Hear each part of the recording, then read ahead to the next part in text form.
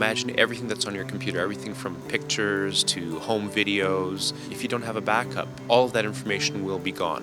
The majority of computer users will deal with the reality of lost data at some point, though it doesn't have to be that way. Hi, I'm Special Agent Nicholas Konniksakis. I work for Best Buy's Geek Squad. Hi, I'm Rebecca Brayton, and welcome to WatchMojo.com. And today we'll be learning more about the importance of backing up.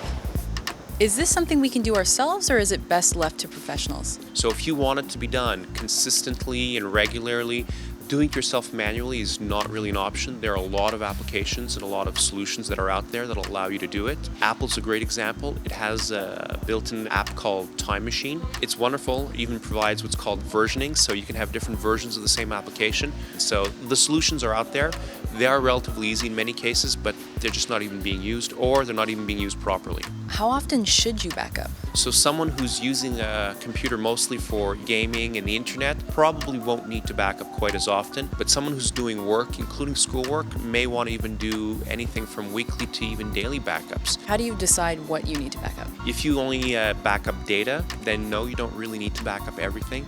But don't forget, data is not the only thing, or information isn't the only thing that needs to be backed up. Everything from your settings, so that perfect background picture that you set up, all the shortcuts, all the applications that you installed. Typically, it takes anywhere between 1 and 5 days to get a computer back up and running to exactly the same way it was prior to any kind of failure. What kind of equipment is required for a backup? Here we have a 2 gig USB key. The advantage with these units is they're small, they're extremely portable. As you can see, they can even be worn around the neck. The disadvantage of these are typically speed and as well total storage capacity. Next, here we have what's called a portable external hard drive. Very thin, very light, and requires no additional adapters except for the USB connection. As we go along, we have the same type of device here, but for a larger, more sedentary solution. The advantage of this is the cost per gigabyte or per amount of space is significantly less. The penalty that you're going to have to pay is you do have a power adapter that's required. Next up the list, this is what's called a NAS, network attached storage. This plugs directly into your network, in most cases a router, and this would allow all the computing devices, whether it's an iPhone or a computer, to access the information that's here. Next up the list is what we call a home server. Now the advantage with a home server is you usually have at least 4 bays, 1, 2, 3, 4 bays.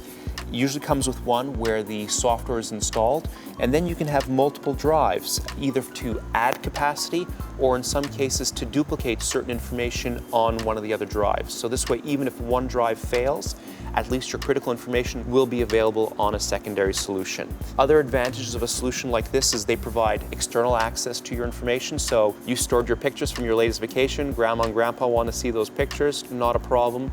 Give them your website, give them a username and password, and they have access to those pictures that you've given them access to. Do you have any tips and tricks to keep in mind when it comes to a backup? Well, the first and probably most important tip is actually check that your backup worked. A second tip would be always keep your media, or at least one copy of your media, at a secondary location. The last thing that you should remember is any medium, whether it's metallic or plastic, has a lifespan. So just remember any critical or valuable things like pictures, don't forget to transfer them to a new media. The advantage of them transferring towards a new device or new product is that they'll be smaller, they'll be cheaper, and you can store a lot more information 10 years from now. Thank you very much. You're very welcome.